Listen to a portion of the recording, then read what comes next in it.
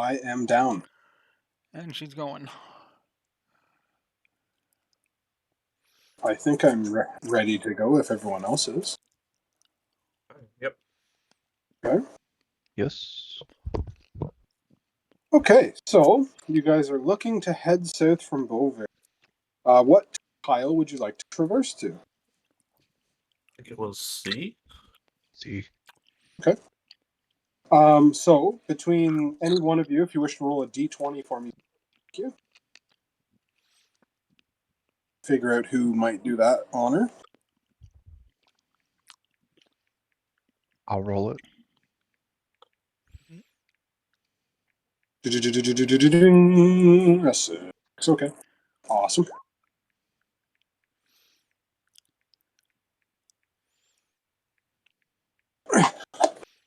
Sorry, moving some shit around here.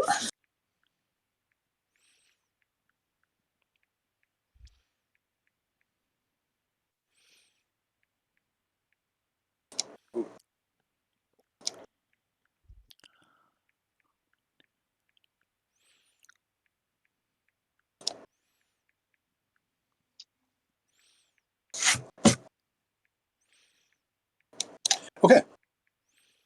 You begin to press onwards, heading as a group southbound. You push past the initial sort of protected zone of the area outside of the city, passing by all the guards and constructs. You branch onto the pathway lined with overgrowth and roots before it starts to break into sort of patchy, exposed sand and earth, more stones and things like that, sort of this mix of biomes that starts to happen. You reach a point where the path splits, sticking true to the map that Barney has, you south. You get to a point where you can see down this long road, be fairly recently traveled. It's marked with cart tracks and rut footmarks and the footprints in the mud and the dirt. But roughly about, say, 100 or so feet away, you can see two figures that are sort of hunched down over top of the corpse of what looks to be some sort of creature. As you get closer and closer, you can see that they look a little bit familiar, as they probably were some of the ones that were part of that crowd for today. You can see the elven woman sort of pops her head up and looks down the road and sees you four approaching her, and sort of like nods to the copper dragonborn as he sort of turns his head. And you can see he was in the midst of skinning this sort of creature on the ground. They pull up components and start to gather what they have before they stand and sort of turn in your direction.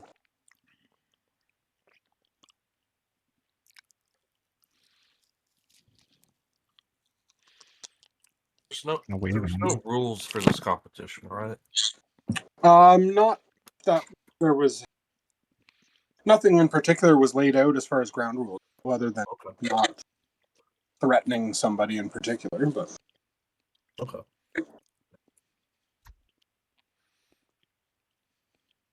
Just kind of walk forward a little bit.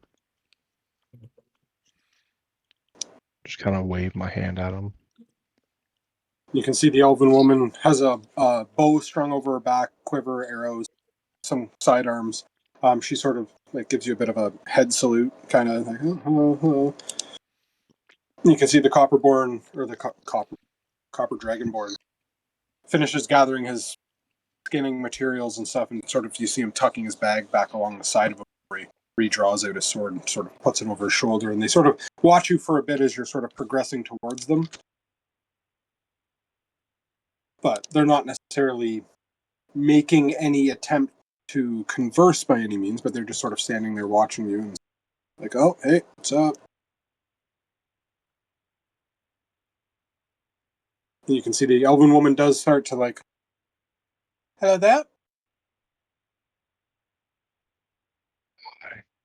Hello. Sure which direction you are heading, but creatures are out and about, so keep your wits about you, I guess. You as well Stay with the safe. small group. Yes, we split up already. We figured we'd get more cover. Split the party. Ah. I've heard that's a good idea. Yeah, maybe that's what we should do. But we're going to carry on with what we got going on. Good luck out there, you guys. Ciao. I'll get one. I kind of come over here and I Is whispered this to one Bjorn. I dead? go. I actually heard. you what? You cut out. Oh, I whispered to Bjorn. I go. I actually heard that's a terrible idea. Oh yeah, no. As they walk away. Is this one over here dead? Yes, you can see that one is the body of a macaw, this sort of bipedal reptilian creature. You can see its talons have been hacked off, feathers have been plucked from the back, and certain parts of its fangs and stuff are broken. They might not have been successful in that attempt, but this corpse before you has been sort of rolled already. Well, now we know for sure what we're looking for at least. Maybe we I can thought it was find gonna be some more. cuter. Why does everything Which have to be good to you? which way should we go? I guess Um, I'd say more follow. south. Don't want to Yeah, really follow the other group. yeah, that'd be pointless. Well, we can also go this way. It seems. Oh, that is a path. Yeah, take the path a little bit. Which path should we go? Probably deeper in. Yeah, Maybe towards the more overgrown part. We need roots, Yeah. right? yeah, we do. Let's press on. All right. I should have figured out what the trees we're looking for look like. Damn. And get an herbology book. All right, so you begin to push on down this sort of overgrown path, and you can definitely tell that it is beginning to head into a thick and dense forest. You pass by little sort of marshy areas that are lined with all manner of overgrowth of different colors. You start to see some of the influence of the queen in this area, these large protruding roots that bust up through the ground in certain parts, some of them even overtaking the previous wildlife here as the roots wrap up and around tree trunks and things like that. And you're sort of taking that in. The abandoned and forgotten house that you passed by just a moment ago, overgrown as well with all this lush growth.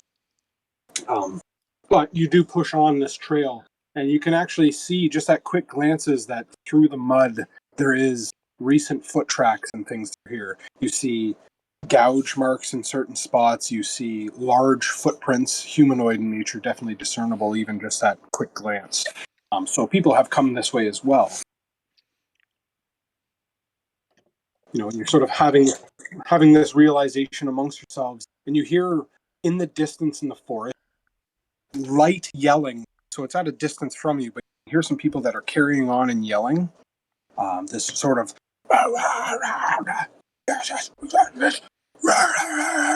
and then it echoes slightly for a bit before it goes quiet again.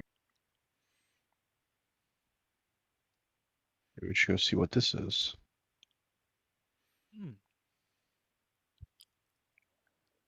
Okay. You continue to push on further. And you reach this point where you can see it starts to branch ahead for about 20 feet and then cuts sharp right around. But right on the corner of it, there's a number of trees that branch out into the path. And as you sort of reach that point, and for the first time looking down around that curve to the right, you catch your first glimpse of, I guess you can say, some of the more harsh realities of the real world here. Looking through the overgrown trees from where you are, you can see that there is a number of these macaw that have overtaken two humans that have been now on the ground. There's blood trails all over the grass and the dirt. Even from the distance you are, you can make this out that two of these people most likely were just felled by a number of these creatures. And currently, these creatures have their attention drawn on the two corpses that they're feasting upon. You get an immediate glance at first, I guess. To the south is the orcish woman that you had seen before, and she is being devoured by two of these macaw that are in the midst of tearing her apart. They chomp into a shoulder, rip off part of the bicep and the arm and just sort of flip it up. And they're just in the midst of tearing these two apart. What would you like to do? Because they haven't quite noticed you yet, as their prime focus is on the hunt that they got.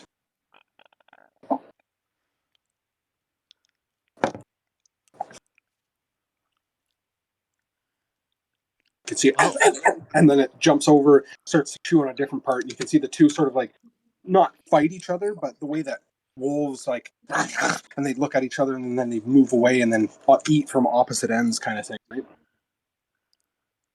Sort of drag back and forth. And I'm gonna try to sneak, like stay somewhat hidden in the trees.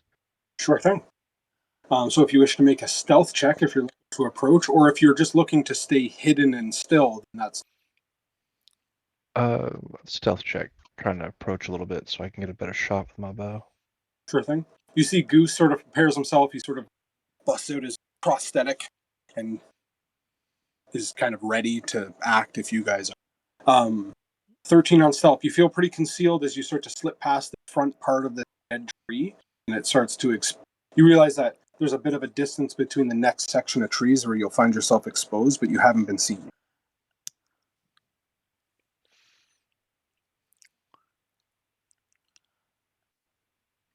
Altair, I- Barney, what are you guys doing? I stay still and just I kind of stay ready still. my sword, and I whisper, I don't have any ranged attack. I have one range spell. That's it. Hey, it's okay, it's okay.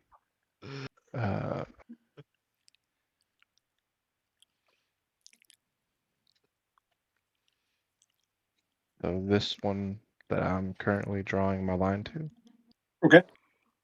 I'm going to take a shot at it with Okay. my bow. So go ahead and make your attack roll against that creature. It would technically be with advantage because the creature does not know that you are there. Boom. 21 definitely hits. Go ahead and roll some damage. But what I'm going to need after that, an initiative roll from everyone, please, and thank you. So you release this arrow, Bjorn, from your hiding spot, and lands true. Everyone watch this arrow just sink right into the side of this reptilian creature, and it lets out this sort of scream and begins to sort of look around and look around. It immediately draws the attention of the other three as it yells out, but they are still in their bit of mild confusion as they're trying to figure out what's going on.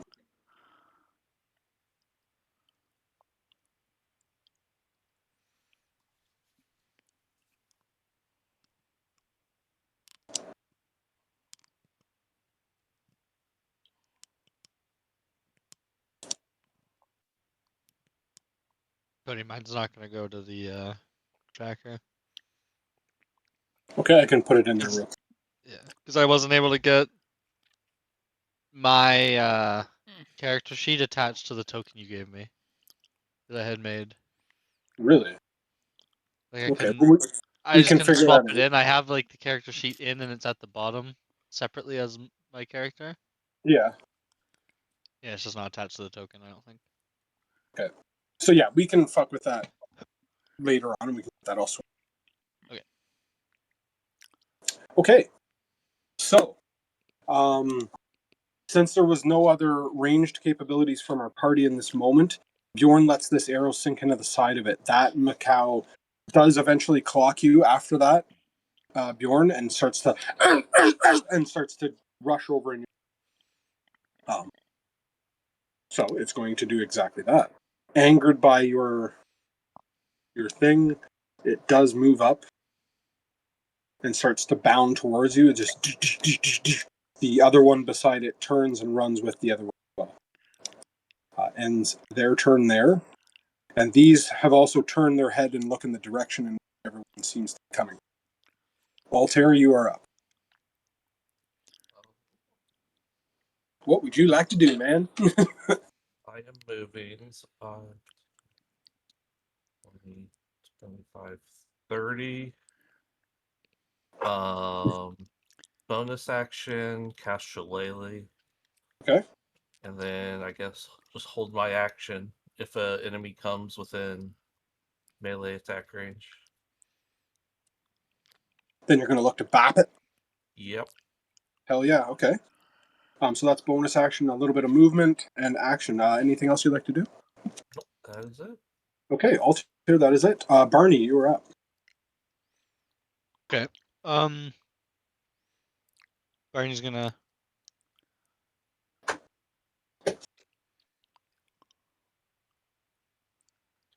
leaving for Born. I'm gonna step up here and kind of like make a line, and I'm gonna ready my attack action too for when they come in. When one of them comes in range. Okay, so you can see that the tide is turning a little bit here. Rush forward, prepare their attacks for these encroaching creatures. This one here, seeing the direction they're going, turns to see everyone emerging. It is going to rush up towards you, Altair being the closest, which will get within 5 feet of your held action. If you wish to roll your attack, please. You can see it makes a 19 definitely hits, 4 points of damage. Nice. Yellow. You can see it as it rushes up and goes to leap towards you. You smash it with the front of your staff and right across the face, sort of knocking it off its trajectory for a moment before it snaps its jaws, and it's going to make an attempt at a claw attack. A 6 to hit, I don't believe hits. So it's sort of like in the moment, whether it be confused from the strike across the face, doesn't make purchase. The other one below is going to try to rush up as well, 30 feet. Yes. Does make it just within range of you here, and is going to do the same thing. It's going to make a chomp attack at you. Right as the other one moves forward, 19 to hit, I believe, hits. Yes. You can see it's going to rake its claws against the front of you as it rears up and does this like double slash down attack towards you. You take 3 points of slashing damage as it just rakes across the front of the cloak. That ends their turn. Bjorn, you're up, followed by Goose. But Goose will quick to act here. See something right quick.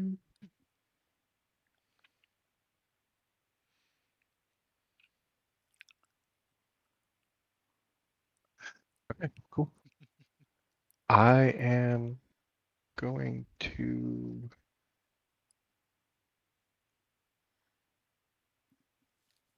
I moved right here. Well, do I miss the opportunity of attack?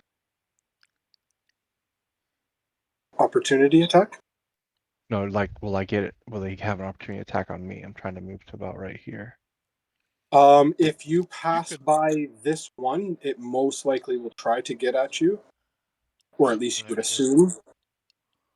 assume. But yeah, you can. I believe it's Q, Dan. If you hit Q as you do that, you can move it like that. Okay, that's how I'm gonna move. Yeah, That, so you can get around it here. within your movement and definitely do that. The one And that I you am had shot before you has a bit of a limp to its run, indicating it is a little bit hurt there. So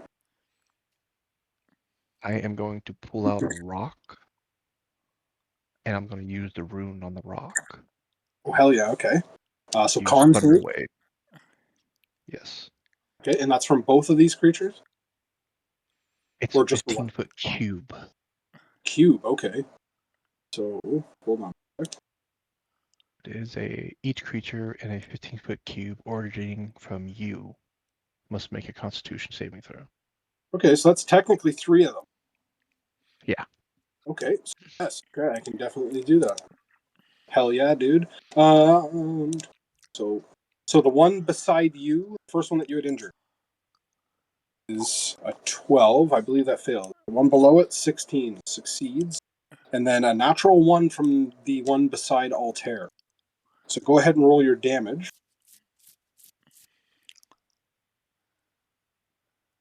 You sort of take this moment and this thunderous energy. You watch everyone, this thunder just emerge from Bjorn.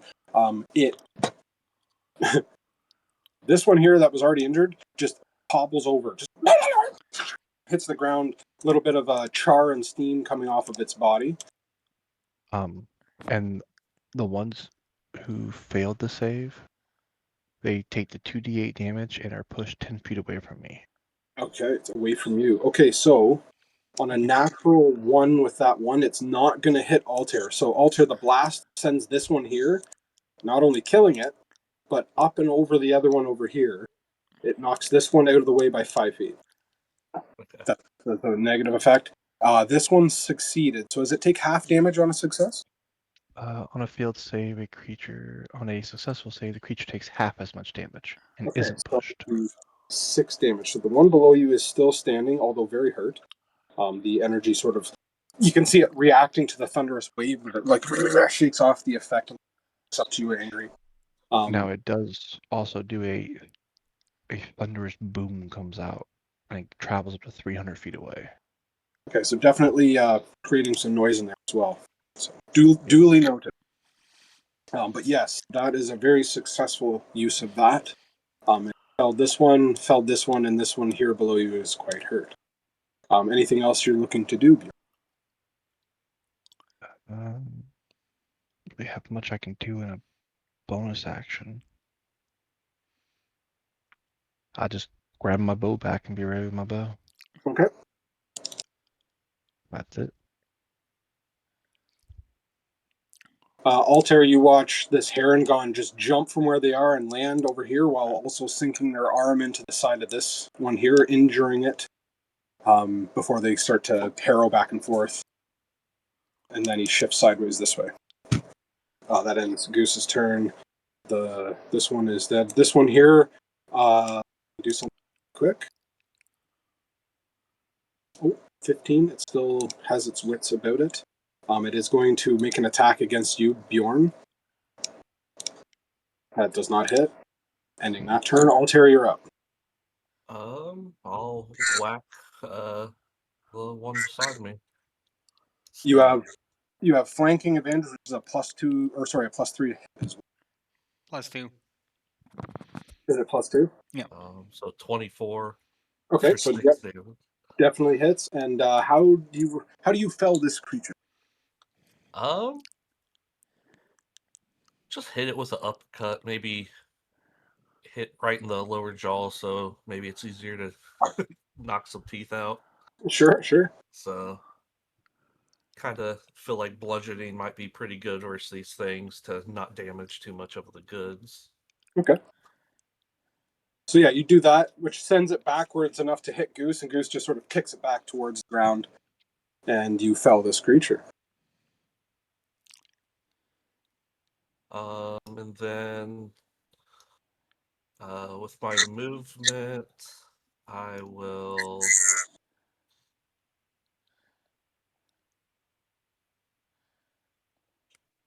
Yeah, I'll just go next to this last one that's alive. That's actually a dead one. Yeah. Oh, that's the dead one? Yeah, the one down here was the live one. Oh, Yeah, I know the X's are a bit with that white sorry. back. So I was here. Yeah, definitely can make that. So I could get right there. Yep. Okay. That's my turn. Okay. Barney, you're up.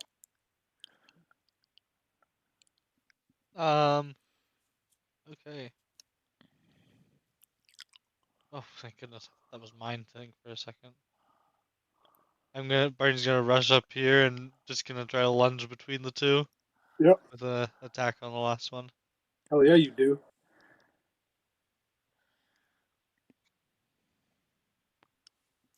Goodness. 14 hits. Okay, where is this?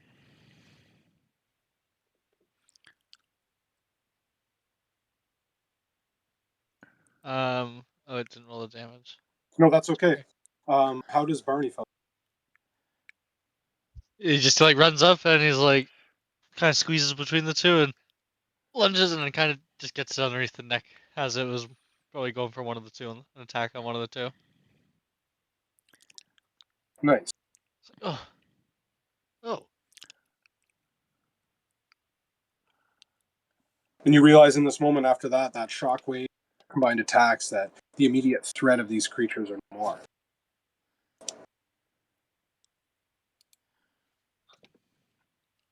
Okie dokie.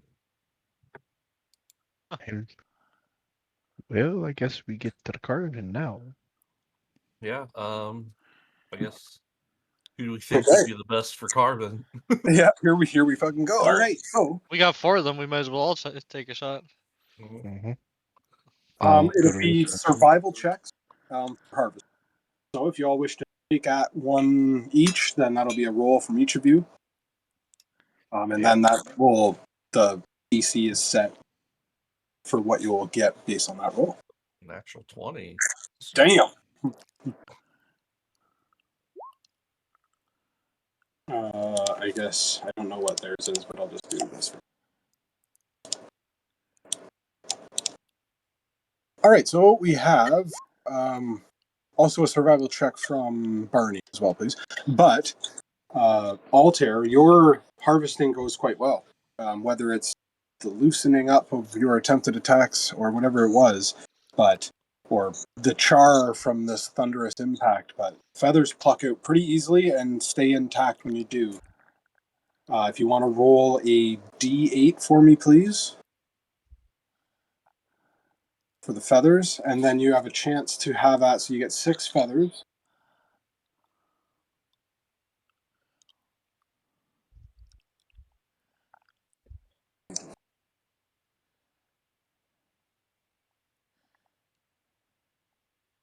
Talons. Okay, so yeah, and you'd get the 2 talons from each 1 foot successful. So you would technically get 2 full. Yeah. And then Bjorn, 13. That will grant you a d6 roll. 2. So you get 2 feathers that are intact. This one was the one that took more of the brunt of the surge of that thunderous energy. So a lot of its plumage got damaged from that. And one of its talons. So you only get 1 talon, 2 feathers. Do we each just want to track it individually, or do we want to count it all up together? That'll be up for you guys to decide. Jabber. I mean, I got feather and talon in my inventory already. I guess we'll just do it individually for now, and then Yeah, figure it out as you figure go. it out later. Yeah. Yeah. Okay. Josh, if you want to roll a d4, please.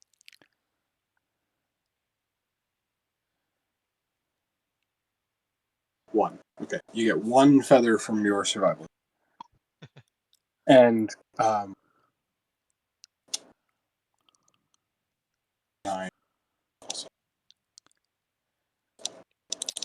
Hey, Josh, Yeah. 3. on your character sheet, if you go into settings besides spell, in the third column on the right, 4th down is your auto roll damage if you want to turn it on. It's your I choice. just did when I Okay. fixed the advantage thing. That's what Okay. took me so long with the survival roll. No problem. So I was like, where is this? I was like, okay, James always has to tell me. It's in the settings. Okay. So, Barney, you get 1 feather. The others were all wrecked and the talons were unsalvageable. Your attempts at getting some of the talons, they end up cracking and breaking. It's not so good of a time. Goose doesn't have much luck either, as far as more vital components, but they do have a couple more feathers in. But that's that. And I have a question. yes. Would orc fangs pass as null fangs? Look at you go. So that is up to you if you wish to try such a thing. I'll go over there and see at least what they have for now, and I'll give it a hard thought while I look. Okay. So you can see that this orcish woman has been sort of half mauled. They most likely either were ambushed or attacked, obviously. You can see that the blood's leaked out. She's long gone. Her maul lays blood soaked on the ground beside her. Her leather bridle-like armor is all just torn up from the creature's even part of the legs, like she's been eaten at the thighs and things like that. The mouth, obviously, her lower tusks are still intact. If you wish to try and break those out of her head, you're definitely more than welcome to try. That would be a survival check, please and thank No, I don't. I don't think. I don't think I do. you. Okay. I, I'm as I'm here for villain, I want to, but yeah, you can tell that they're a bit they're not as long as like canines would be, but they are definitely a tooth of sorts. So there is an attempt there if you wish. It would just most likely involve some form of deception, possibly after. I'll pick up the maul, I guess. Okay. It is a pretty hefty, probably weighs about 15 pounds, pretty big. And, it's not in the greatest of shape, but it is a two-handed maul.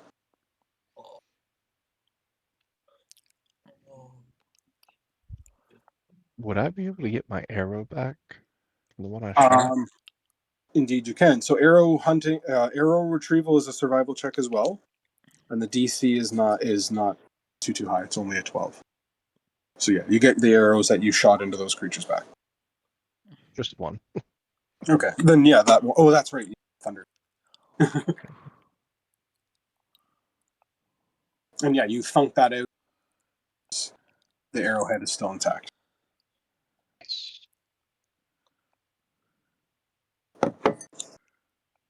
Okay. I want to go to the other person that's laying there and see what they had on them and see if I Okay. can. You can see and you recognize that this is the red-skinned tiefling man with the blue coat that you've seen in town. You remember now as you're starting to look, it's like, wait a minute, these people partied up. And exactly what they said, they split up, and apparently these two didn't make it. You can see he has a pretty beat up, rusty rapier that's sort of resting in the ground. His long, robed, trench coat like thing is pretty torn up, and he has been disemboweled. The creature's been really feasting on one area in particular. What are you looking to ascertain from the person?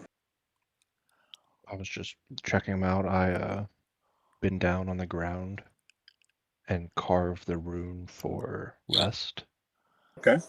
on the ground, and then I asked for someone who has the shovel.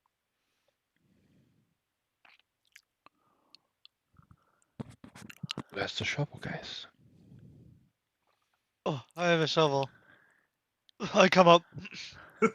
Barney comes up from Mackay's been working on, covered in blood. His head to toe. Yeah, it was a little tough going over there. I think it just got too damaged, in the fight. But I got one. I hold up the one feather I got. Shovel, yeah, got it here. Okay. Oh, shovel. I'll give I this get back to you. I want to spend a little bit of time and dig 2 holes. Okay. And I'm gonna drop the tiefling's body in the hole and put the rapier above it as a marker. Okay. Bury the hole. When I bury it back up, I'm gonna recarve the rune for rest on the hole, and I'm gonna go get the orc. Tell Altir I'm going to bury her. It's only it's proper. crazy. It's crazy. She didn't have a weapon. It's wild. I saw them all. Just It's giant okay. fucking maul on your back. I don't thinking, man. How'd that get there? What you Sweet. do is Okay, what so you do. I'm gonna say, I'll let you have it if you want. There it is. I don't want it. I'm just gonna leave it as a marker so we can tell the guild or the guards where they can find the bodies. so the process of digging holes, getting them, covered and off the road takes about half an hour. So if you're digging 2 holes, that's an hour's total to cover them both. And so you will spend probably about an hour in this roughly carrying. Okay. You pick up, obviously, you throw the tiefling man into the hole, or place them in there, sorry. You can see, sorry, did you say you wanted to check them out, or what? Did I make you roll for that, or no? No, I haven't looked at them before I put them in the hole. I'm gonna see what they had on them. Okay. Oh, sorry. I thought you said you wanted to check them. I was going to say, if you wanted to, it'd be an investigation. Investigation. Yeah, he doesn't have anything besides a little small coin pouch on his side that has 9 silver and 4 copper in it. Nothing huge. But besides that, he doesn't really have anything of value per se. So that's all you'd really gather from that. Okay. I lay him in the hole and Yep. I go pick And, up the and you orc. do the same for the orchid lady as well. And, Yes. respectfully lay them to rest and, carve your runes to signify and place their weapons as like a gravestone, if you will, or adventurer's gravestone. Yeah, I'll Yeah. get rid of them all. I would say in this time, though, Altair and Barney, you have probably 50 minutes of downtime here. So is there anything you guys like to do while Bjorn has been preparing graves? Uh, I guess I'd just like to look around. I look like I see some crystals, some places. Check those out, as well as just seeing if there's anything else that looks like rare plants or anything around here. Absolutely. Okay. So yes, you can indeed. If you wish to check out the crystals, that's a separate sort of thing. Checking for wildlife or ingredients, things like that is another survival check. Or a nature check, sorry, my apologies. Okay. So which one for crystals? So the crystals you actually can just walk up to and begin to interact with. That's a different type of thing. That's not a roll thing. That's a you and I thing. Okay. I'll go. Um, I'll go. Start there and just go clockwise, I guess. okay, so when you get closer to, you start to see some of these crystals that emerge from the ground, more so around concentrated areas where the roots come out. You have learned, you especially, that there are natural formed crystals in the world that are, whether they be from the astral sea or are from the core, that type, versus the ones that are the, I guess, malformed essence that the queen emits from her roots. These ones in particular are that type. They are cloudy on the inside. They're not shiny by any means. But you start to study through some of them, and they differentiate between greens, reds, and yellows as it based on the nature and area from where they emerge. The green one in here, you're like, wow, these are pretty sharp, pretty large too. They're probably 7 or so feet length in these large spike-like crystals that emerge out of the ground. But the one that catches your eye is this red crystal, probably 30 or so feet away, standing over where Barney is, that is emitting this pulsing glow light as you focus at the top of Uh, I guess I'm just attracted to it, it. and I just slowly walk that way. And while I do that, I'll let Barney do whatever he wants to do. So, Barney, you see Altair come over and begin to study crystal. I was looking around at these. I was kind of just like interested. I was like, man, what are these crystals going on? And there's a bunch of trees over here, and I know we're looking for roots, so I was going to look at these trees here, and I guess the big tree. Absolutely. So, yeah, if you want to make survival or nature check for trying to ascertain plant life stuff, you can definitely do that. And the crystals, excuse me, you also see one of the larger red ones sort of also emits this sort of faint glow on top of it. But you would come across pretty unique looking roots that aren't the type that emerge from the queen. The queen's roots are quite, I'm going to say, specific. This one seems a bit natural as the earth has been turned and it's uprooted some of these, the more natural growth. You see that there's some bulbs and some other things that are around that, you're not entirely sure what these ones are in particular, but they aren't of the queen's spawn, I guess you could say. Okay. And gathering beside some of these, if you're looking around this whole entire area, there's Yeah, I will. purple overgrowth in some of it. You start to gather clusters and leaves. There's one large plant that has this bulb that sits at the top that looks like it could bloom, but it is currently not blooming. And the stalk runs about 1.5 feet before it reaches the base of the ground. And the ground, it has these circular-like leaves that emerge from them. So you start to just rifle through all this stuff, and I would say Yeah, that I guess I just start chopping up some roots or like taking yeah, whole yeah. plants, like cutting them You, off and you just take this jamming into 'em. one plant in particular that has a large stalk to it. You would probably gather four. I'm going to say four roots, like root One sec. bulbs. Okay.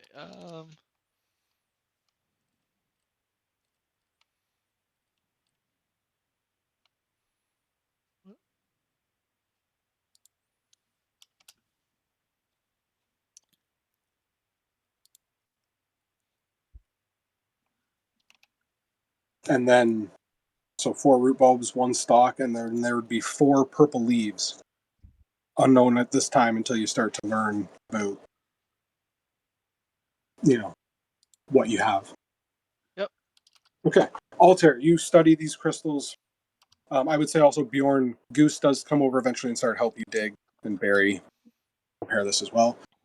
Altair, you pass through that green one initially, and then the red one piques your interest and you start to head over towards it. The two emerging crystals in the middle are these reddish, almost orange, rust orange colored ones that emerge too strong in the middle, probably 10 or so feet tall. Not as pointy and sharp as the green ones. They almost have flat tops, or like, what would that be called? Like pentagonal cube like edges cut into it. You know what I mean? Mhm.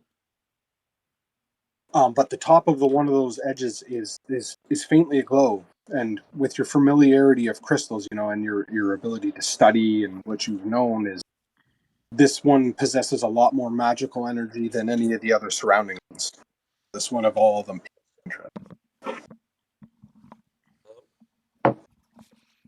Guess I go up to it, and I guess how high up is it?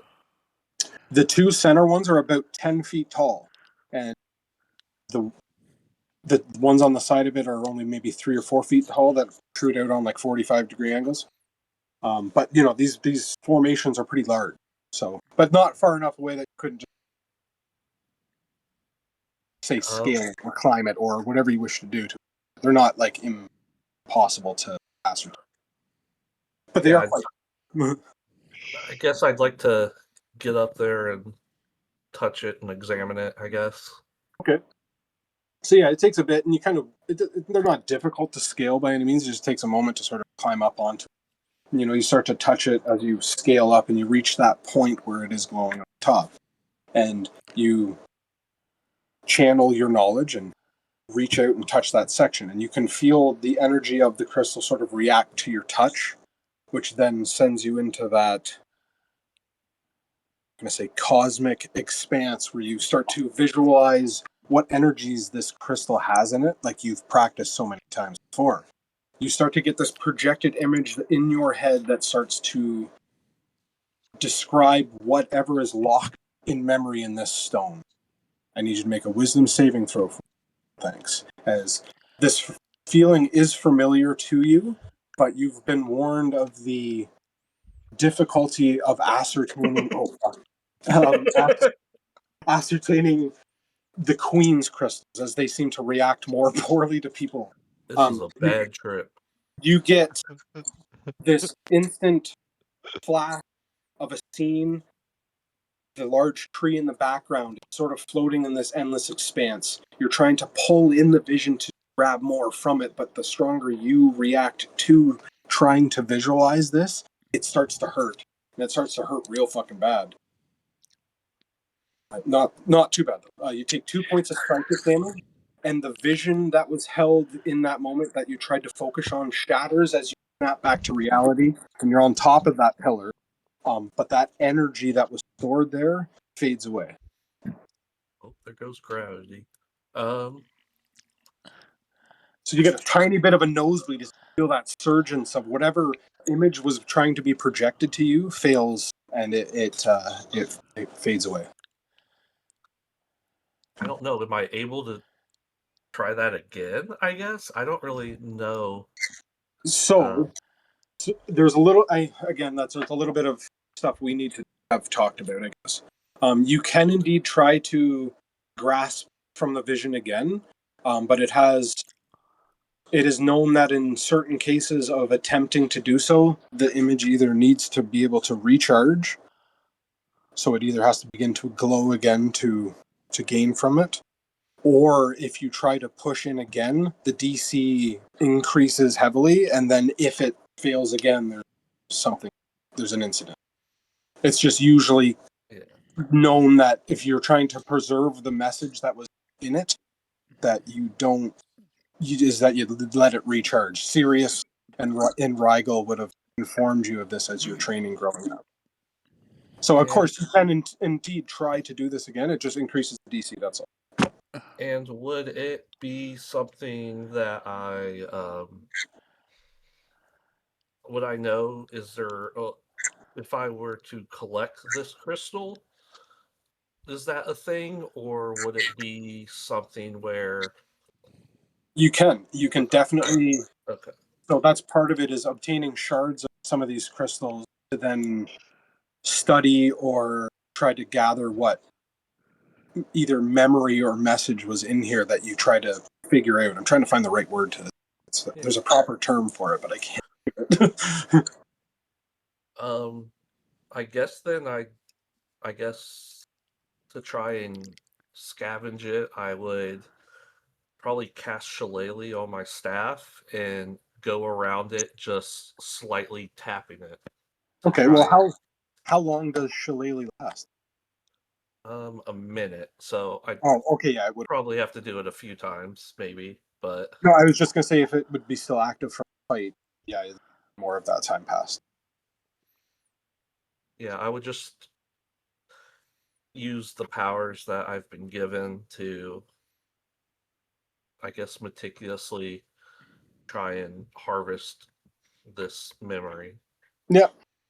I will say this stone is pretty intact, and usually in a lot of cases, if you're trying to gather any of these, you'd look for any sort of weakened spot of it, but you can see that these are some pretty strong looking pillars, so you begin to try and work your way on it. I would say describe to me how you are going to use your shillelagh to obtain the crystal, please. Whenever I cast Shillelagh, I like to think the crystal, the thin crystal that is the center of my whole staff, lights up, glowing like a lesser starlight. Um, since I'm all about crystals and stars and stuff, Yeah. I'm a crystal girly. Um, and I just go around, and it's not about the physical force to break these crystals. It's about the subtle taps in the right places to, I guess, crack it in a way that doesn't shatter the crystal, but Yeah. it kind of cuts it in smooth lines. Okay. That's awesome. That's a fucking awesome description. I'd say take a D6 inspiration dice. Pretty sweet. I like that. So yeah, you begin to work the crystal in a way, because I wasn't sure if you're going to just try and brute force smash this thing open and try and just get something from it. But using your knowledge, you start to pick away at spots. You look for any weak points. You try to see if there's a crack. You try to find something, and after you jump down off the top, you do find a section where I'd say probably right around this corner here, you put your shillelagh in such a way that when you pry on it from the top, you break off top, say like the apex of the one crystal in like a fuck it, let's dice roll it. A 4-inch section busts off the top of it, but it probably weighs 10 pounds. And you feel as you hold it the innate call out of that connection. So holding on to it is a bit awkward until you break physical touch, and then okay, that tingling fades away. So, but you would have it now like a 4x4 section crystal, red crystal. I just put like red memory crystal. Okay, sick. Yeah, that's awesome. 4x4. So okay, Okay. sounds good. Is it usually time to recharge? Probably like a day, I guess. It's hard to say. They differentiate usually based on size and color. Usually it's the glow that sends the, I guess, signal to its state. Okay. Monitoring your crystals is something that you do, so once you see one that begins to react a different way, that's when you try to reach out. Or again, like I said, if you wish to try and really surge into it, you can, but it has a chance to really differentiate. Not right now. I'm at half health, so. Okay, awesome. Barney, you had collected all that stuff. I'd say by this time now, Bjorn and Goose have completely made the grave for these two adventurers. Could I have also taken the axe to some of the roots? Hell yeah. Which root? Big roots? Queen roots? Not the queen roots. The ones you said that weren't the queen roots over here, I guess then. Okay, yeah. Those roots were actually the four like bald. Oh, okay. Okay, sounds good. Well, I'll take some queen root too. Fuck it. Okay. You Do people want cut that?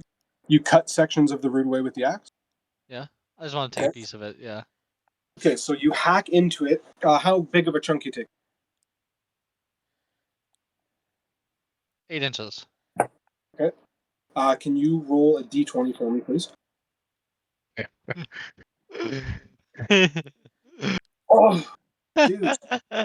Okay, so the only thing that happens is you cut away this section of root, and you can see the roots physically react. As soon as you cut one part and you sever off like the one section of it, the part that lays dormant that isn't attached anymore starts to shrivel and react all weird and starts to flop and gnarl into the ground as it starts to break across the ground and dig up the dirt. It's reacting extremely poorly to that. You do get that 8-inch section that's cut off on the ground to the side, but this, I'd say, 6 or so foot section of root begins to spasm out uncontrollably. There's a milky like fluid that pours out of the wound, and it begins to spray around on the ground, and it starts to char and sizzle and pop and start to destroy the ground or whatever it is. I need you to make a dexterity saving throw, please.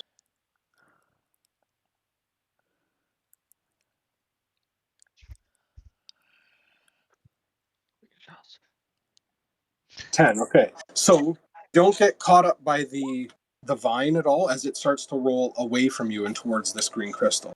But what happens is that ichor and spray from it spasming and rolling around does spray up the front of you a bit, and it begins to burn and char your armor, your chain, and your clothing. So you immediately watch as you look down as the pants that you're wearing on your thighs starts to burn away, leaving open pants. Your pants are pretty much ruined. And the chain on the front starts to erode and rust and turn brown. And you take 3 points of acid damage. But some of your clothing is ruined, and your armor durability has suffered the acid. Barney's like jumping around trying to pull his chainmail away from his chest. Like, Everyone else sees the reaction of the plant, and after about a minute or two, that section of 6-foot vine just eventually shrivels up into like a tight knot, and then just stops moving.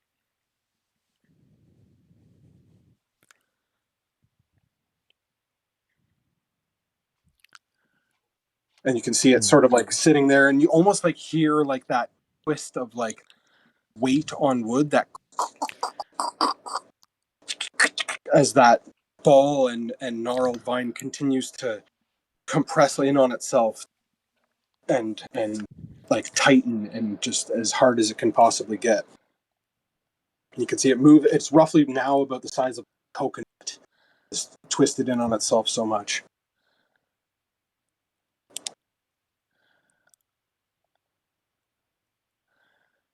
Bjorn looks at Barney and goes, I thought we'd leave certain things alone.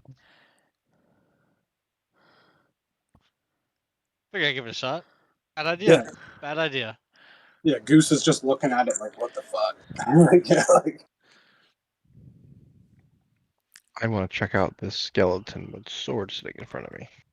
Indeed. So you see a very similar situation, most likely, to what happened. Someone died here a very, very long time ago. Their bones is half sunk in the mud, but exposed to the weather. The half of it is extremely sun bleached and almost to the point of, like, if you lightly tap it, it'd probably fall apart.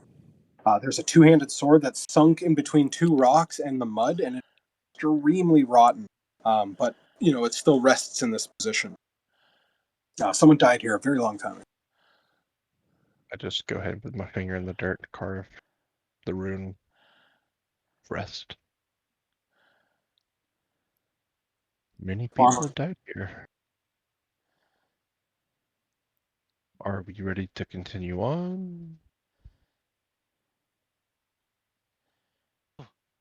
Yep, I think I'm good to I go. am How you doing back there with the crystal? good. Need to examine it later. Failed the first time. How's memory? How's everyone doing time-wise? Good? Yep. Yeah. Okay, good. Just making sure. But yes, you continue to push forward, having a little bit of a battle here, losing some fellow adventurers along the way, gathering from some crystals. And you do.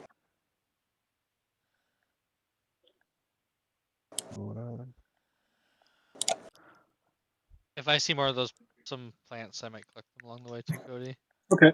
I would say easily done, especially for some of the ones that you're looking out for now. I'd say along the way, you could probably grab 2 more purple leaves, just based off of that, and that's probably it. I know Altair, before we had left that other map, I mentioned doing the same thing before you got distracted by crystals. Is that something that you still wish to do? No, I'll say my guy's brain is still on the crystal. Okay. So he completely forgot about plants. All good. All good. You progress forward, moving south further into the forest. You pass through a few other sections that are pretty heavily forested, enough that you almost have to push through some of the overgrowth to find the trail again, which you do. And then it opens up and branches out again. But you start to move through one area that really turns into this sort of rocky valley. On either side of you is about 40 to 50 feet of height on either side of these cliff sides of these overgrown rocks, grown rocks and overgrowth. And it limits the vision past, being able to look ahead as it sort of leads you down this corridor. Is the map supposed to be completely black? If you, I guess for you, Because he doesn't have a token. yeah, he doesn't. I'm gonna just put your token out for now, but you're not here, just so you can see. Well, so I can see it, so there's some visual for the recording. The recording. Yeah, that's why I'm just. Can you see? Is it good? I have not found myself yet. Nope. Top left. Yeah, no, Hold I on, can't see anything. There we you go. go. Yep. Sorry. Again, fucking, do you know what it is? Is learning to set fucking dark vision on your token. Yep. But yes, anyways. So yeah, Bjorn, you move forward and you can see as it starts to open up, large trees, older trees mixed with new growth. You can see the emergence of roots in certain areas.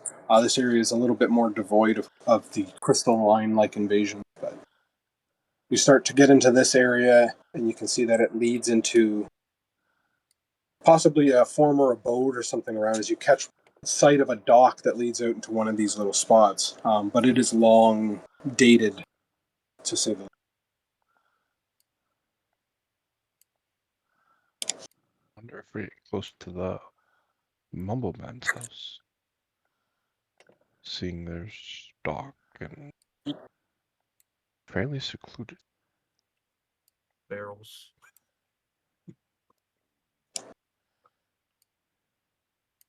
You start moving through, Bjorn, your sort of heavy footfall trudging through and along. But what you do pick up as you get to this area is a sort of hear rustling and some sort of things from the bushes on, I guess, to your left.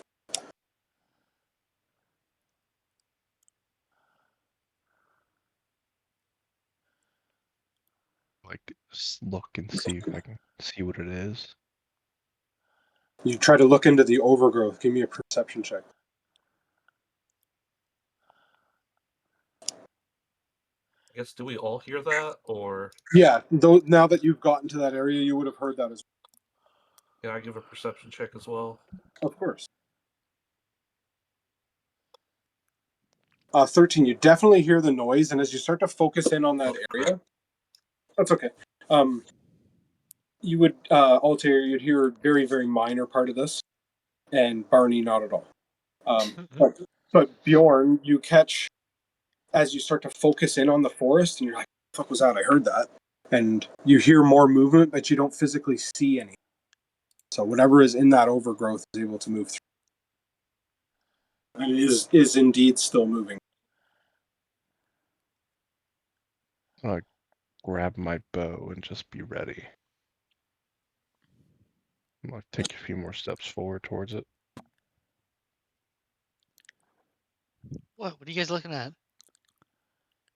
Something rustling in the bushes, in the growth. Moving quite well. It might be that bumblebee man they said. I don't hear anything. Well, you're way back there.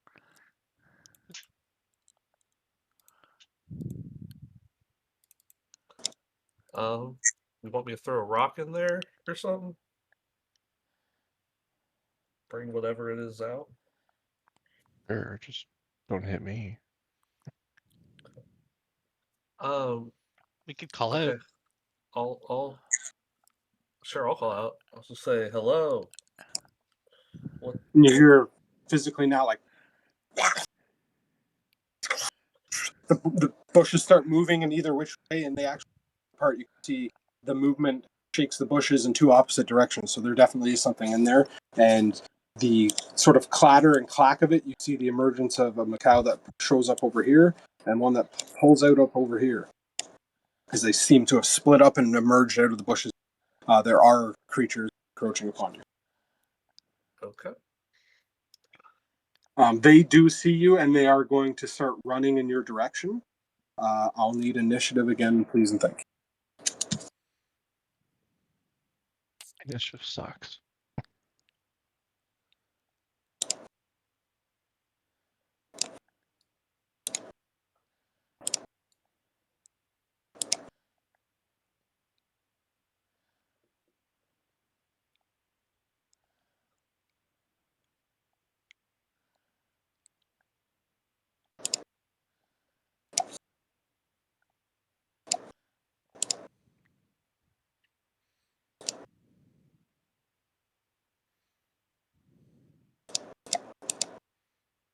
Bernie, Alter.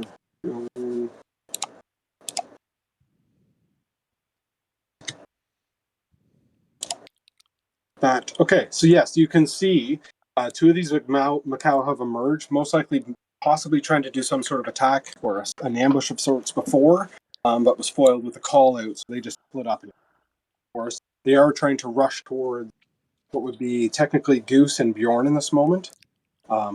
Altair, you get the first reaction of this as they start to surge out onto the field.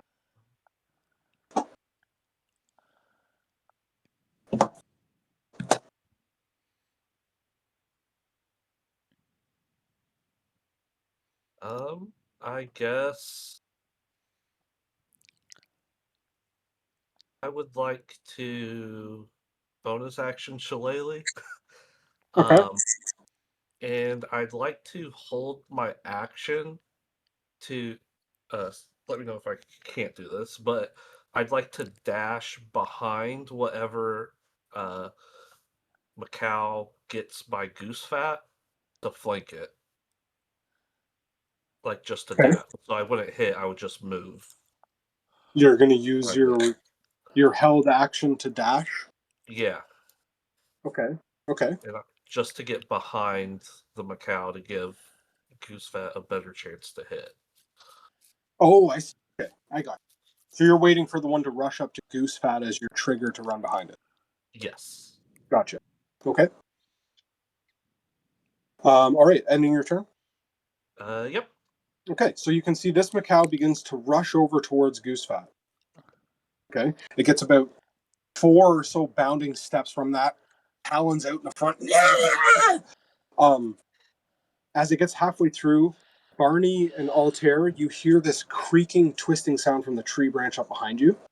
Up in this tree, as it starts to creak and crack and almost bend, and then you hear this sound.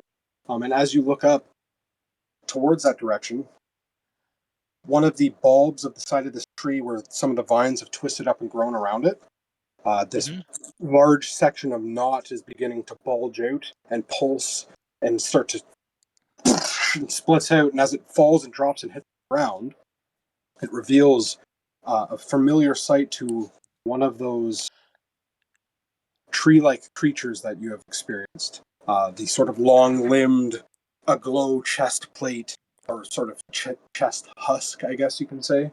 It is one of those spawns from the trees. And as the Macau sees it, and comes to a skidding stop, and then uses the rest of its movement to run back into the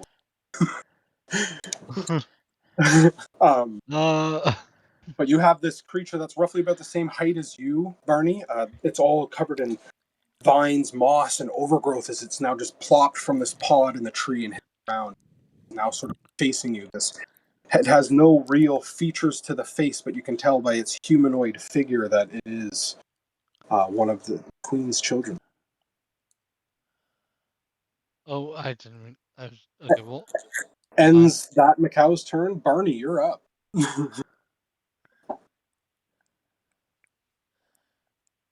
Okay.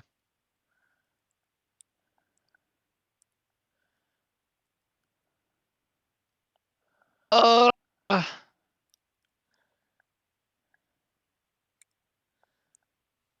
well, I don't think it's gonna be friendly. It's a queen's creature. Can I hit it from here, where it is, or do I have to get up to here? Yeah, you'd have to. Okay. I guess, sorry, let me move it into a square. It was there. There? Okay. Yeah. Well then, yeah, I'll come up to here and, guess I'll make an attack on it. You can see it goes to go into some form of, like, a defensive type way, like it's meeting your attack, like, ready. Made of wood, actually. It is an wood-like creature, yes. Hear me out. Can I drop my shield and sword and pull the axe out that I was just using back there? Fucking right, you And can. use my axe to attack it? Yeah. Alright, I'm just gonna use my short sword attack. That's all I have. Okay. You'd be. As you see, it sort of has meant like to harrow you, right? And as you swing down with the axe, sort of just like tucks out of the way. Miss. Oh, shucks. This thing's fast. I don't think I have anything for a bonus action, so I think that's it. Okay.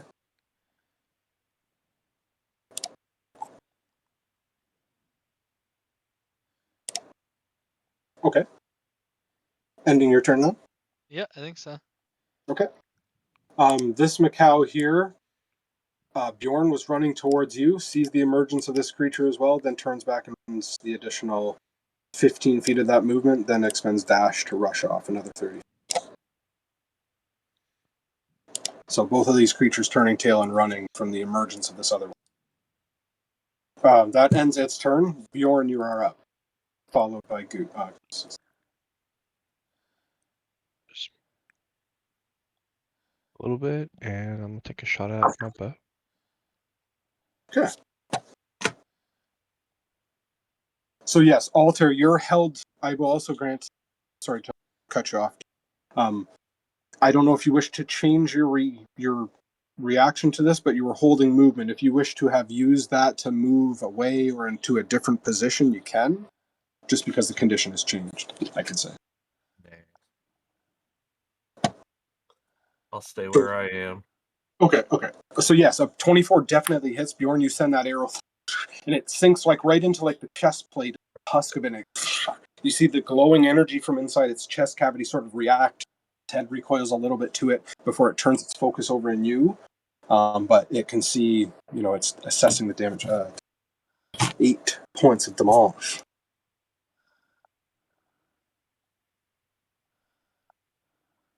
That's gonna be it for me. That's all I can do. Okay, perfect. Goose is going to rush up, jump over here, probably bounding leap over. It's going to slam down at the same time. He does make purchase to the creature and takes off a good section of like almost like a shoulder part. Some of the wood breaks away from it. That leads to it after that. Okay. Bounding so close to it, it's going to make an attack against one against you, Barney, one against Goose behind you.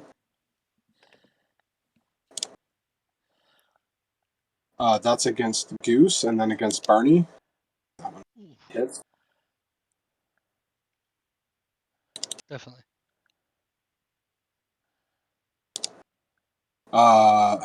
3 points to Goose, 4 points to you, Barney, as it slashes. Like it swings overhead, hits Goose, and then with a back fist slams in against you, and you can see some of the crack of the bark that makes purchase against you. You try to defend with the axe, it just pushes you out of the way as you suffer some damage there. But yeah, you take some bludgeoning. Ends its turn. Altair, you're up.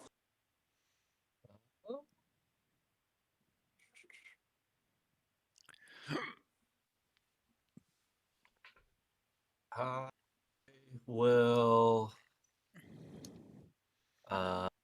bonus action.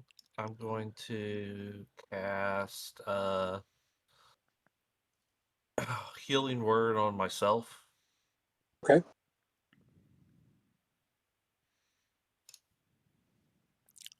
Yeah, you do. So 6 points. Nice. Back to full. And then action, hit it with Shillelagh. That's Okay. still up. Yep. You have 19? to move forward by 5. Oh, yeah, sorry. But Yeah. that's okay.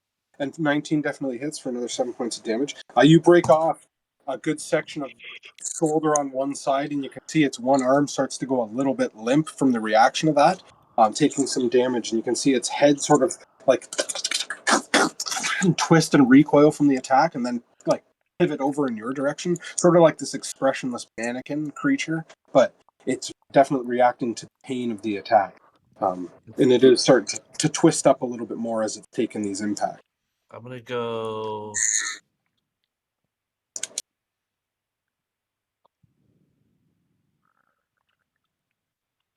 Yeah, I'm just going to stay there. So, Okay. That's it. Okay. I would have realized also, since anyways you'd have a bonus from flanking, but that's it.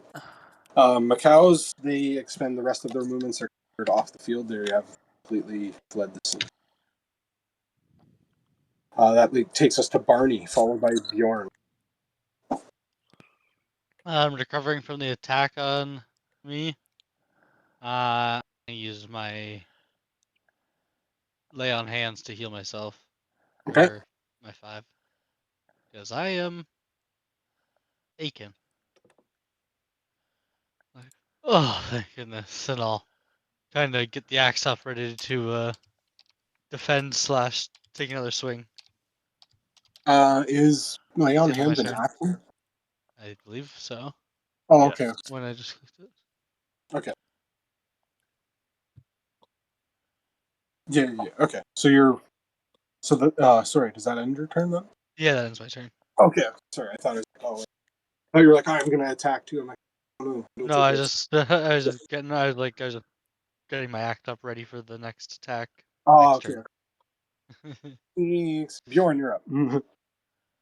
I'll step up just a little bit and fire another shot. Yeah. Hell yeah. Ooh, there it is, boy. Nice.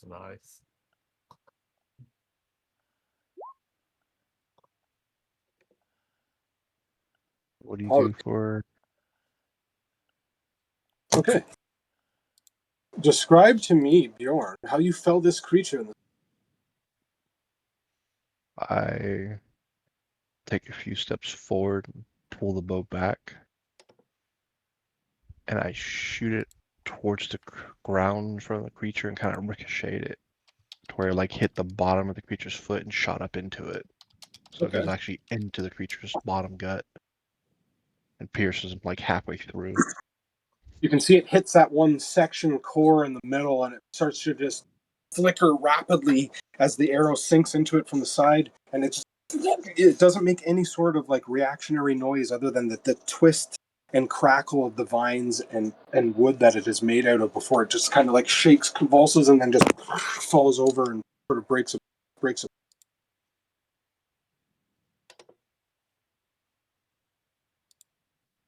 Well, that was creepy. Weird. I would like to retrieve my arrows. Absolutely. Survival check for me, please, and thank you. Then I think we should. When you pull that one out, it's almost out, but the tip of the arrow breaks off and the last little bit of wood, unfortunately, breaking. Ooh. I think Okay. the parts we harvest from this creature, we need to probably do it together to give us the best chance of getting as much out. Yeah, we need to take our time. And who's the best person at this? It's definitely not me. I'll pull out the saw. He's made of wood. We need, it looks like the heart and the antlers. Okay. This is not a Spriggan. Oh, it's not. Sorry. Okay. Yeah, it's considered one of the bark. Oh, okay. Just to. Arklets. Okay, sorry. No, that's okay, man. That's on. So This is one of those Husk. creatures that you have all sort of experienced getting here. That's like the things you had fought along with these. So these creatures that you're used to fighting, this is like, okay. So husks and core. Indeed. So if whoever's helming this can get aid from someone, which would either grant 2 rolls, 1 from each person, or advantage to the prime contender. So whoever wishes to either helm the roll with advantage can roll a survival check with advantage, or 2 people can make survival checks on. I have a +3. I don't know. If I anyone don't has have no Hey. pluses to my I've never survival. I've never skinned a thing or done anything But I like would that in my life. Okay. But I would definitely help you. 17. 17 will definitely get you a full intact husk. And the core, it has an arrowhead stuck in it, but you do gather it from. Okay.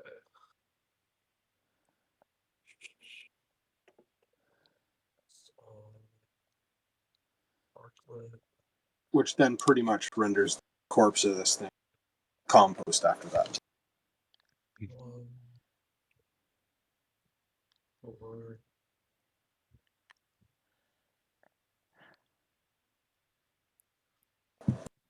Okay.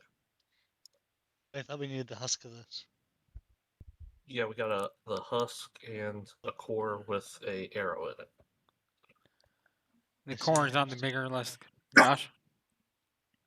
Yeah, I realized a husk is I like when you're like, and the rest of the body's useless. I thought no, like the rest of the body was a husk Oh. in my head.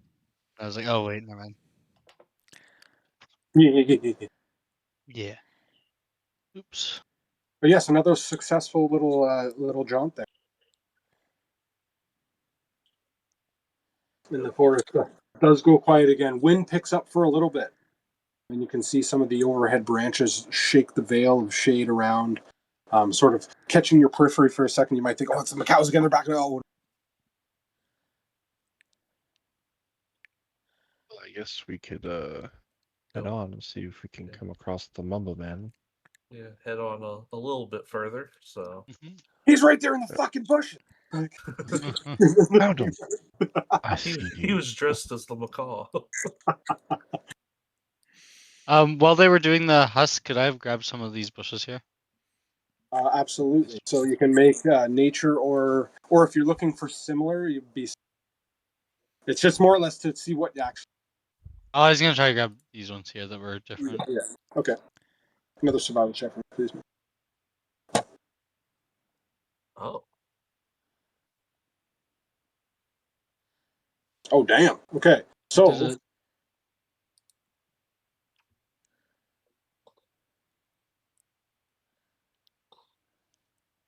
you would get 3 of similar stocks that you had, like the similar ones that you'd found, one of. Okay. And the large blue-leaved plants, Yeah. start to pick some of those off, and you get 4 of those large leaves. Sweet. Yeah. Yeah. We're good.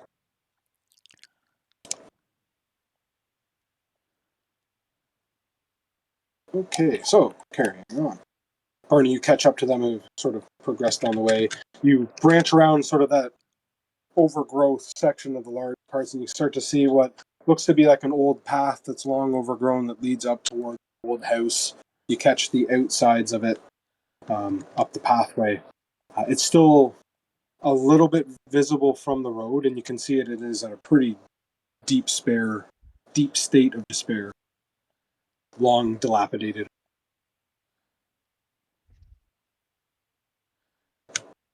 Hmm. You think he's living there?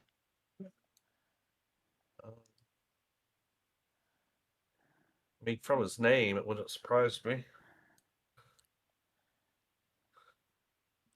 We could check it out, even if he doesn't live there. Might as well. Maybe something's taken up home in it. Yeah.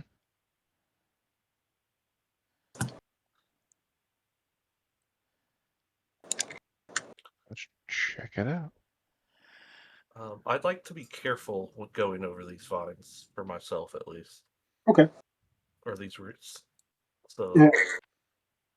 You know what they say, step on a vine, break your father's spine. So yeah, you start to try to maneuver through without stepping and partly watching going. Pathway leads up and you start to see, whoever used to live here made an attempt at trying to border themselves in. They tried to make a fence, but it's long overgrown. Bjorn, you get closer to the front and you can see that there's these large craters in the ground outside of the house. And whatever impacted here was quite a long time ago, as it's long lichen all over the rocks and moss grown up on some of the exposed dirt. The house, you can see from here, has one section of the wall completely blown out, which exposes the interior of one main room of the house. That looks like probably the main living space. Even from where you're standing, you can see old shelves on the inside of it, like it was definitely. But the vines and overgrowth through the floor indicate that it's been unkempt for a long period of time. Guys, I don't know if he's actually here, but can I call out, Mumbleman, are you here? 30 seconds go by with no response. I don't think this dude's here. This house is pretty open. I think he probably lives somewhere better, a little safer. Yeah. I'd agree with that.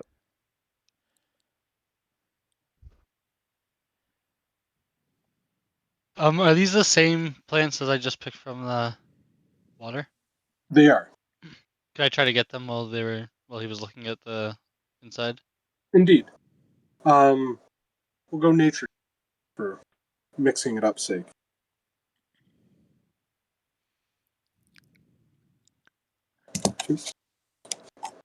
Nature. Okay. So you get 1 off of each. Okay, So okay. another 2.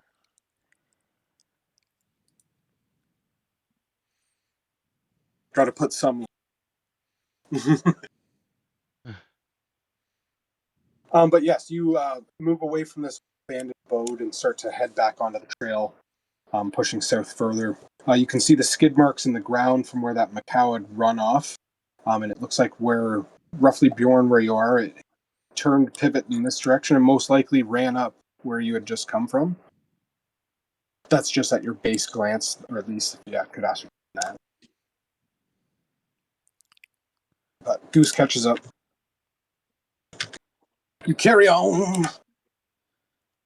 Carry on my wayward son. Yeah.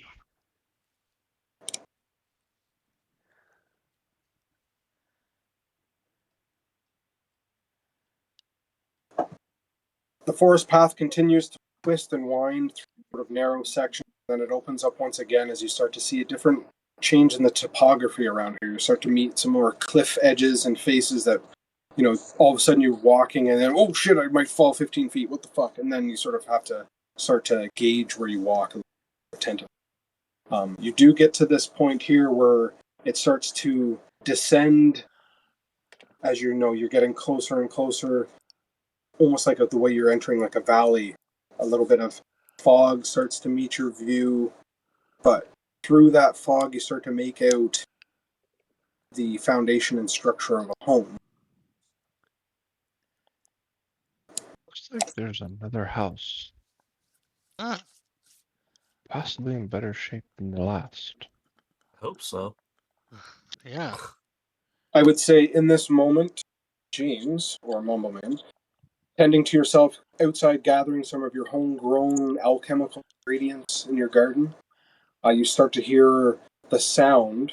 Now, probably an hour or two ago, you had heard this thunderous boom in the area. That sort of indicated, like, okay, you're, curmudgeonly panicked state. You just sort of gotta go gather before I lock myself up. You're out here trying to gather the rest of the stuff that you want to do for the day before you lock yourself up. But as you're out there gathering, you start to hear footfall things traversing through the forest. Okay, when they get to this point down here, Yep. let me know. But if I hear, Sorry, which point? Right down here? yeah, Okay. more out here, Yep. because there's something they're gonna come across, Okay. and as soon as I hear them, I'm gonna retreat into my house. Okay. So, Bjorn, as you are moving through here, you start to try and look through the fog. You see a bit of a foundation of a house of some sort, and then you hear scurrying and you see a little bit of a shadowy figure run off and run inside the house. There's another person around here. Maybe this is the mark you're after. But you start to progress down the path, Goose tailing you pretty closely. Kind of like yell back, this might be his house. Or somebody else that lives out here in this crazy forest.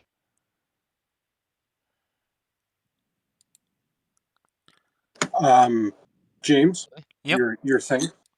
My thing, using magical tinkering.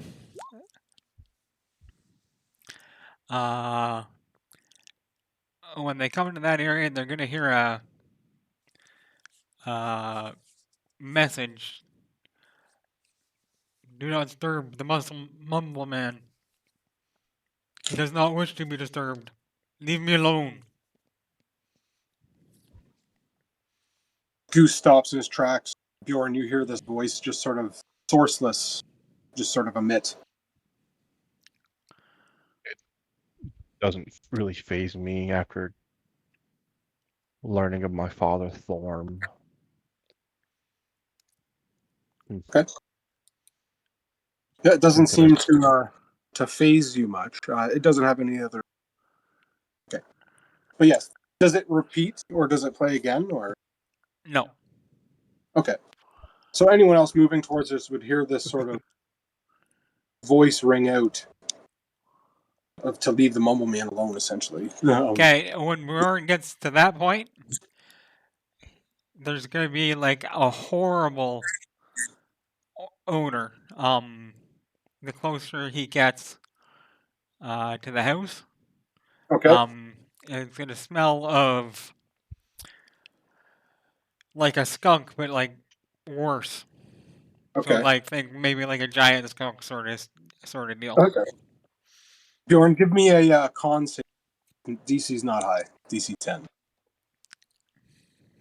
Okay, good. Yeah, you withhold kind of like oh god, what the fuck, and like like cover your nose to prevent yourself from possibly yakking on the ground here. But Guys, be very careful. I don't know if he just doesn't shower, doesn't know how to wipe off, bathe in the stream or something, but it smells wretched up here. Ugh. You sort of look over and you see this patchy hair going. Wait a minute, maybe it's this rabbit. I don't know. And then, but the more you move forward, the more the scent gets stronger. You realize it's from this area. So I kind of call out Mumbleman, like, we've come seeing if maybe you could come to town. Some people there could use your help. Some potion. You hear something kind of rattle and knock around the house, but he's not responding at all.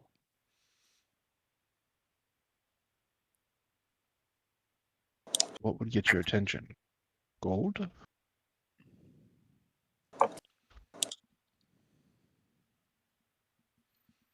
everyone else would probably catch up by this point too.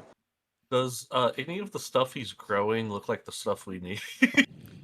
Like I'm not necessarily gonna take it. I just want to know. There's a lot of different things that are growing here. Some that look a little bit familiar to you. Some that are pretty unique, not something you'd seen yet. Okay. But they have quite the little established growing and keeping to themselves. Okay.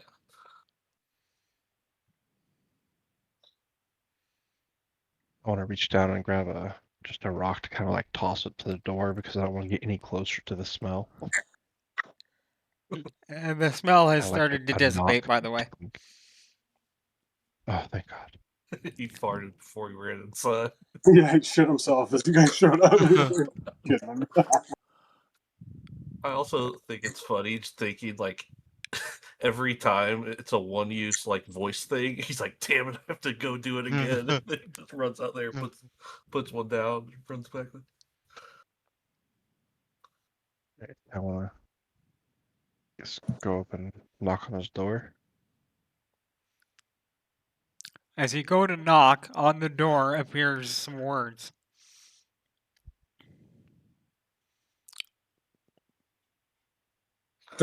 Sorry, did you say words or wards? Words.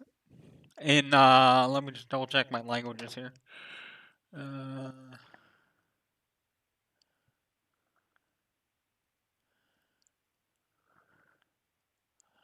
It's scrolled in Elvish.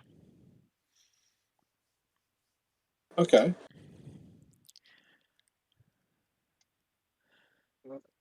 Scribbles on the door. This dude's crazy. Can anybody Scribbled? read Elvish? Coming up behind Bjorn, if I see over his shoulder the stuff on the door, I can see it. I can read it. What does that say if you happen to know? I haven't read this in almost a decade.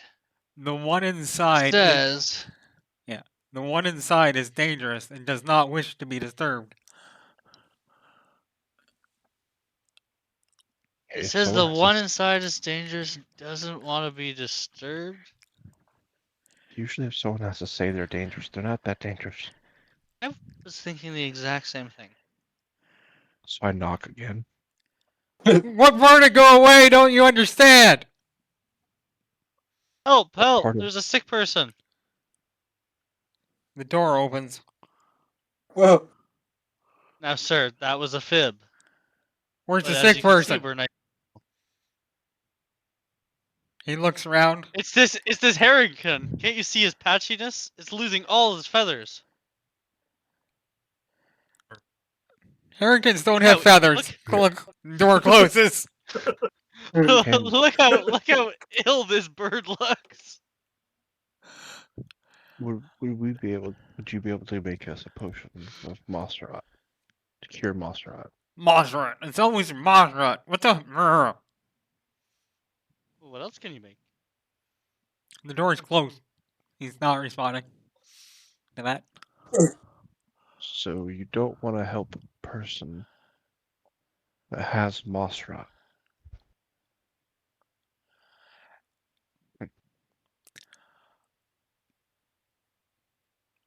Well, Sir, I have a gift. okay. The person This with is on you moss guys. rot. I'm just here. I'm just watching. The person with moss rot. Where are they? How long have they had it? I'm not sure. It was just a request out from the guild to see if you can make a potion I for don't it. deal with the guilds. Luckily, you're not. We need to get it from you, and we will take it to the guilds. You have nothing to do The with guilds will use nothing of mine. it. Do you have potions of moss rot inside your house? Like I'd tell you. I could find out. Bet he I has them. approach the door and start pushing against it slightly. And You hear me probably see start it start moving furniture in glowing. front of the door? There's a bit of movement on that wood door too, so whoever's speaking to you, Mumbleman, is a bit of a probably a Oh, taller fellow. I did have the door open for a second, so I recognize that he's huge. Oh, true. That's Maybe we I'm should just move on and trying. leave. I'm trying to do this the nice way. If we get this guy to town, we don't have to do anything else. There's no way we could lose. I take a step back, look at everyone. How bad do we really want to do this? Well, I don't want to Let's hurt him. go. He seems like just a No, strange old man. I don't want to hurt him, but I don't like talking to someone through a door. It's He sticks his disrespectful. head out the window at this end of the building. Why can't you There guys? we go. Why does everybody bother me? I just want to be Aw. left alone. I really thought he Why was is gonna be a it you bumblebee. Why do the guilds send you? How do I make you go away? give me a potion of moss rot to fix moss rot to cure it, and I'll leave. Well, what are you going to give me for the potion? What do you want for the potion? I'm leaving. He eyes you up and down. He looks at the group. Well, there is something you might help me with. I need to collect something, but it's in a really dangerous area. Getting here was dangerous. This is the forest. This is not dangerous. You just need to know how to protect yourself. Obviously, I've lived since here we're for all years. here and alive, we could tell. It's very impressive. You help me with acquiring what I need, and I'll give you a. Well, okay, I can't give it to you, but I will make you a potion of moss rot and then give it to you. How about depending on how dangerous this is? If it's really dangerous, then you'll come to town and make the moss rot there. I don't go into town. That's Why non-negotiable. not? Too many people. With all the people you could help. All the people Just by that'll one bother me visit. like you. You haven't seen bother. And apparently you haven't seen door- dangerous. And your door still sits on its hinges. And I don't know if you've been to the city before, but nobody gives a shit about you. And which city are you talking about? Most of them. Well, Like no, everyone just kind of like looks past you. You know what I mean? Nobody like. you can't call Boroville a city. It's a small little trading town. Oh, perfect. So you don't go. You don't. Then you can go to the trading town. If you don't go to cities, right? I don't go to towns either. But there's only like a few people, so there's not even enough to really bother you. I would say, guess. Are you gonna help me start with with my dangerous situation or not? Do you want the moss rot potion? How about we start with that? Okay. Cody, what time of day is it? I would say it's probably pushing the just before midday or so.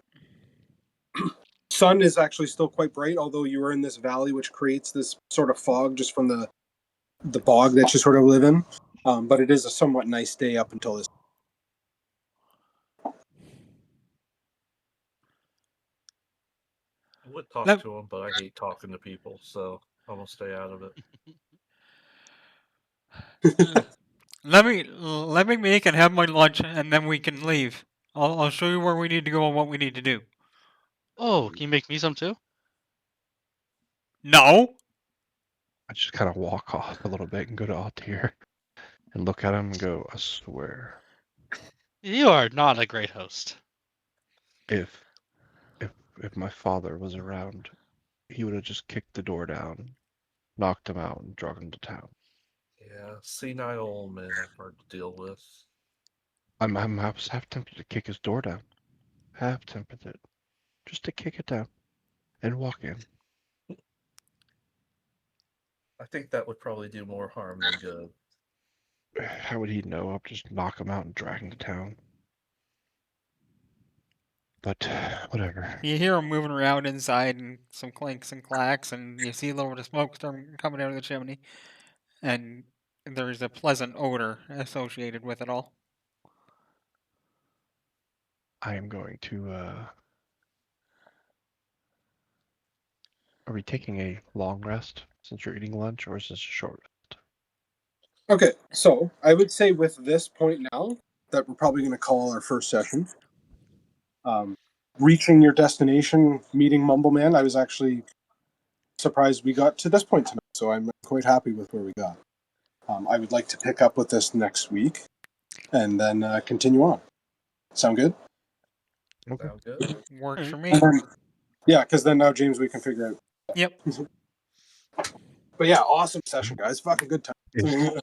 Is this going to be a short rest here or a long rest?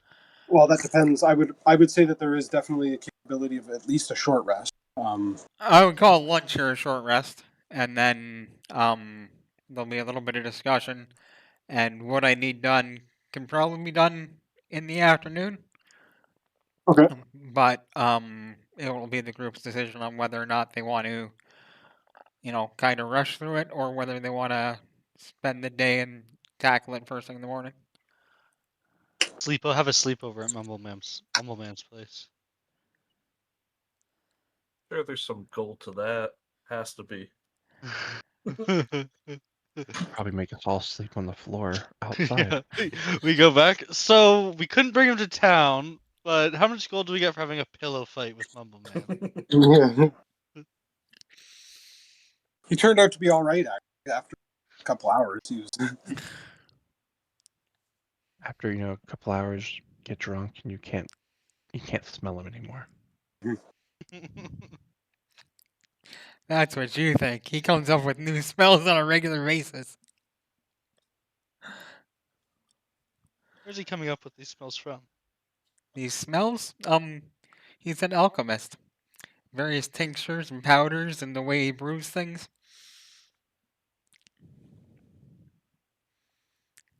Specialize in terrible smells.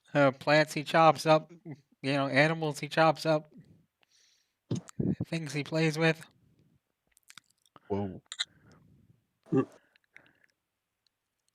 It's pretty Yeah. lonely out here in the woods.